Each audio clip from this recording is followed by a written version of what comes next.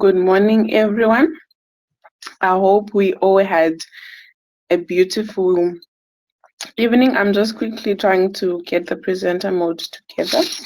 Okay, so I hope that we have all the kids today, like I mentioned yesterday, that all the kids were meant to come today because today it is their session.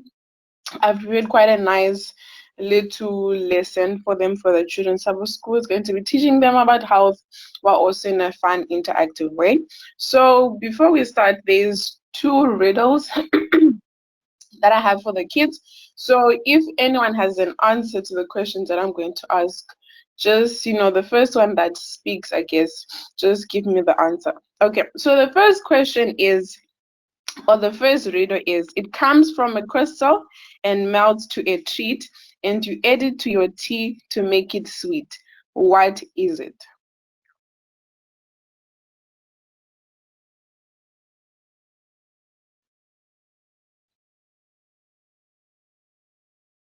Does anyone have an answer?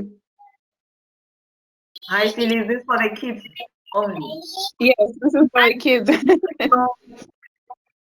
Sugar. Sugar, yes, that is correct. Well done, Adele. Okay, then the second question is, I am white, but I'm not milk. I'm small, but I'm not snow. I come as a grain, but I'm not rice. I'm added to food, but I'm not sugar. I come in a shaker, but I'm not pepper. What am I? Salt. Salt, that is correct. Thank you so much. Okay, so today for the kids, we're going to be learning about the dangers of sugar and salt. Okay, so sugar is a sweet substance that comes from plants, mostly sugarcane and sugar beets. And the reason why we eat sugar is so that we can have energy, because our body needs energy to be able to move, to be able to think. We all need energy. So there are many different types of sugars. It all depends where it's coming from. For example, if it's sugar from milk, it's known as lactose. And then there's other different types of sugars. I'm pretty sure some of you that are in high school would have heard about glucose and monosaccharides and all of that jazz. But I'm just going to divide it into two simple categories, which is your natural sugars and your added sugars. So natural sugars are the sugars that are already found in your food. You do not add to it. So for example, the sugar that you get from your fruits, like your apples and your watermelon, or the sugar that you get from your milk, which is known as lactose. And then you've got your added sugars. This is sugars that is added to things that naturally do not have sugar by themselves. For example, this would be your sodas, your maple syrups, your cookies, and cakes. So it's when you're adding sugar to the manufacturing process of it, and that's how you end up with your added sugars. And these are usually called your bad sugars. So I'm going to be talking about the dangers of sugar. And I want you guys to understand that the bad sugar that I'm going to be referring to is your added sugars. Your natural sugars, they are good for you. Those you can eat in abundance, and those are good for you. But your bad sugars or your added sugars, because your body uses them up so quickly, and if you have too much of it, it actually ends up being stored as excess fat. That's why they are so dangerous. So your natural sugars, they are good for you, but your added sugars, they are not good for you. That is very important that you get that distinction. Okay, so when we talking about sugar, the reason why it's so dangerous is because when there's a lot of it in your body, it ends up damaging a lot of things in your body. For example, I'm pretty sure the boys, they know this. When you are playing on either sand or gravel, or when you're walking on your knees in the house and your pants, they're rubbing on the ground, they end up having holes in them because you're rubbing so much of the pants on the ground, and they end up having holes. So the same thing that happens when you have too much sugar in your body. The sugar creates little scratches on your blood vessels, and as a result, those scratches become bigger and bigger and bigger. If you keep consuming sugar, eventually can actually cause a breakage into the blood vessel, and that can cause a whole lot of issues. And another problem that we have is when you're eating too much sugar, your body releases a hormone called insulin, which is what helps your body to store that sugar when you don't need it. So you eat, and then that food that you've eaten is converted to glucose, which is how your body stores it. And then when the time that you're not eating, then your body starts releasing that sugar slowly during the time that you're not eating. But if you're constantly eating sugar, your body is constantly storing and storing and storing and not using it. It's the same thing with the story of the children of Israel when they were told to go collect manna. They were told to collect manna only for that day, but some decided they wanted to collect for another day and collect extra. And what happened to the extra manna?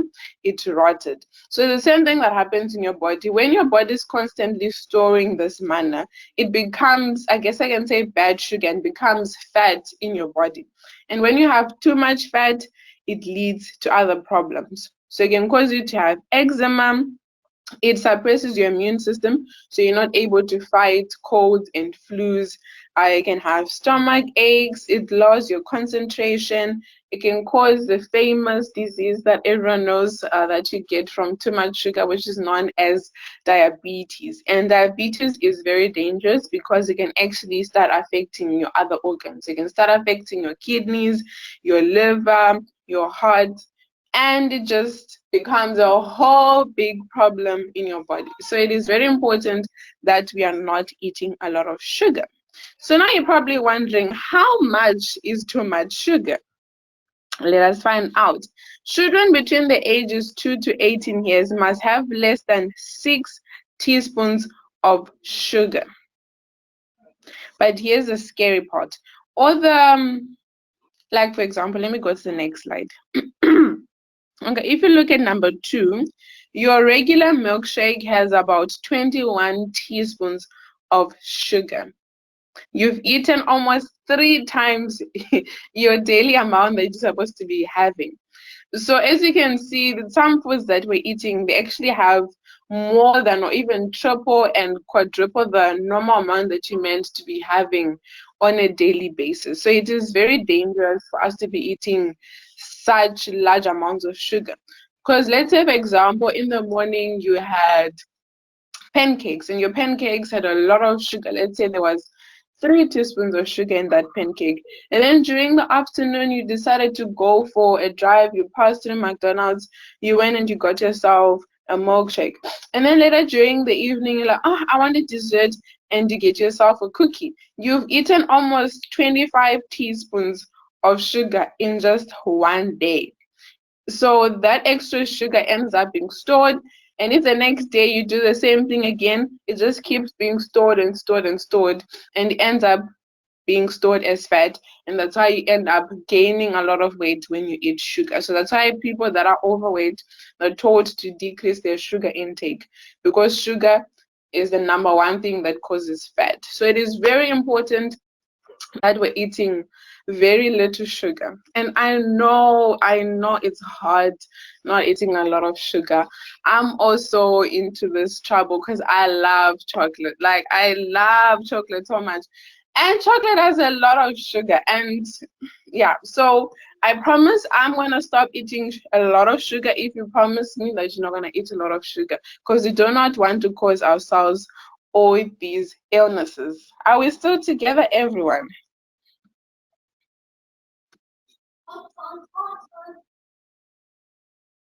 Yes.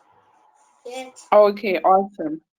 Okay, so now we're going to be talking about some signs that can show you that you're eating a lot of sugar.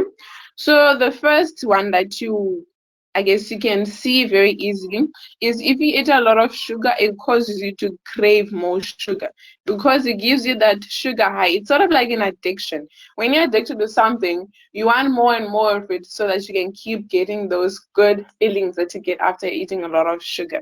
So that's the first sign you crave a lot of sugar. And then, when you eat a lot of sugar, you end up having a sugar crash where you're feeling tired, you do not have energy. That is another sign that you're eating a lot of sugar. If you start gaining a lot of weight, that's also another sign that you're eating a lot of sugar. If you have frequent colds and flus, like I said, a lot of sugar suppresses your immune system. So your immune system is the one that fights all the bacteria and the viruses. So if you are suppressing it or making it not effective, obviously you're more likely to get sick. It also causes you to have dull taste buds because you're so used to having that amount of sugar that everything else just tastes bland to you. You have a foggy brain, especially for girls or children that have reached puberty age, so like your 12 to 14-year-olds, you start having skin problems like a lot of pimples, acne, oily skin, blemishes, and that sort of thing. So it is very important that we are taking care of ourselves and we are aware of what we're eating because it actually can manifest and can be shown on our beautiful skins. Other signs could be you can have stomach cramps, a runny tummy.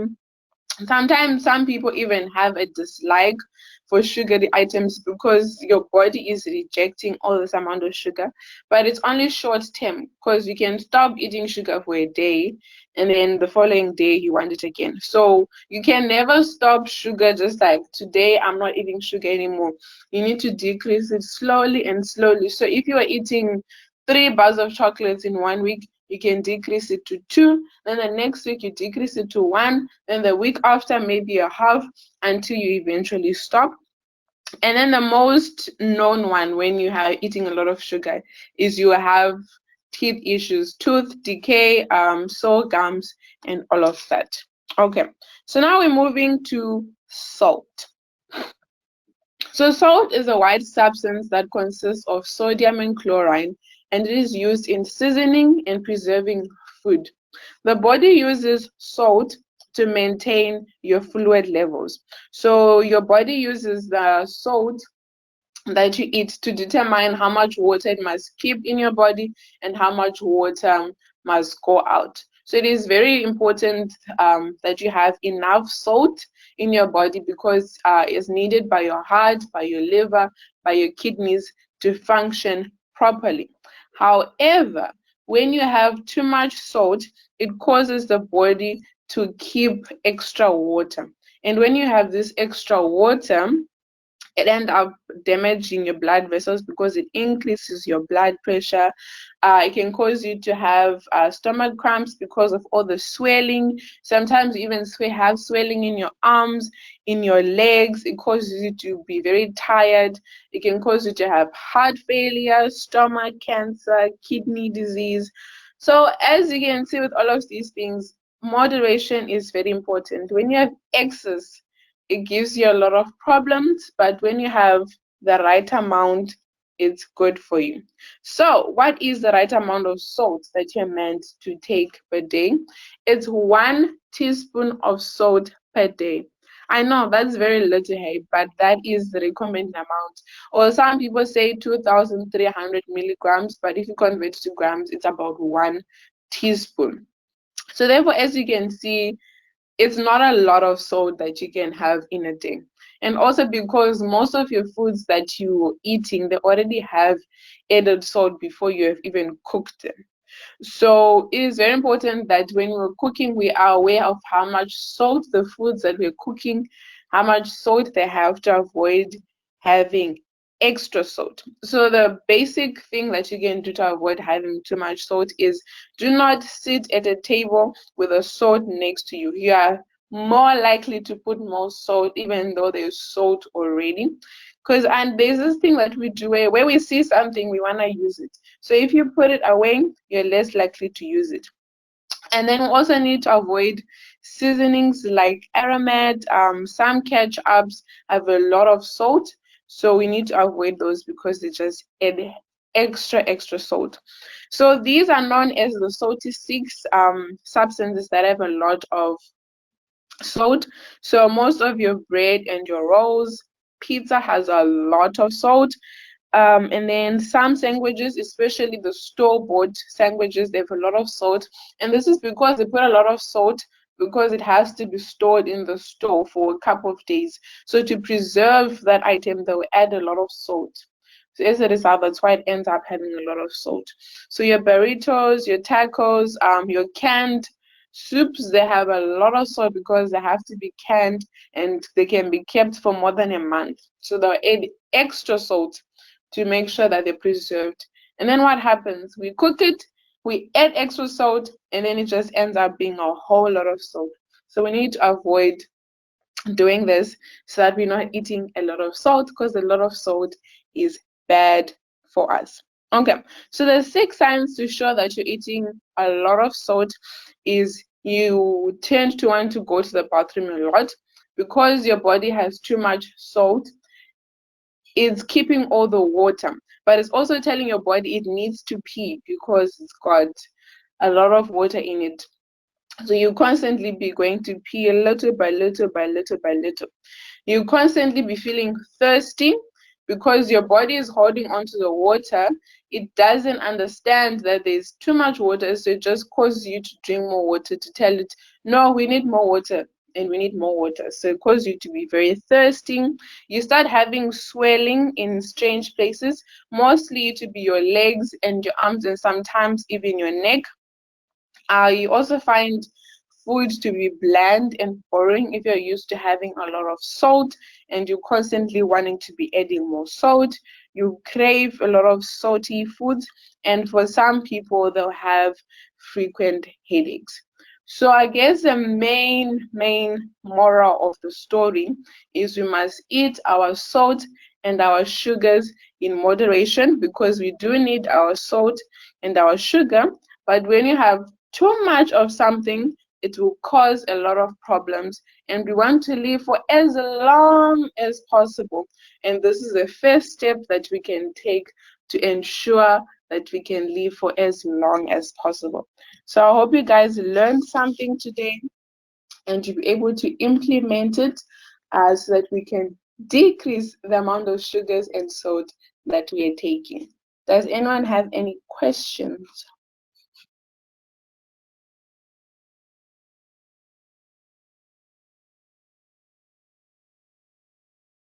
Hello, Sally. Thank you very much for the lovely program. Just wanted to mention on the cancer side, the sugar. They say sugar and cancer love each other, so we need to refrain from sugar if you want to avoid the cancers. Thank you very much. Thank you for the lovely program. Thank you, Elder Jeff.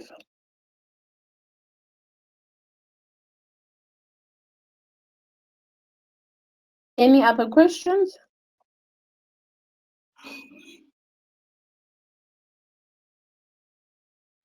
Okay, I will take it that we do not have any questions. I will hand over back to our Sabbath superintendent.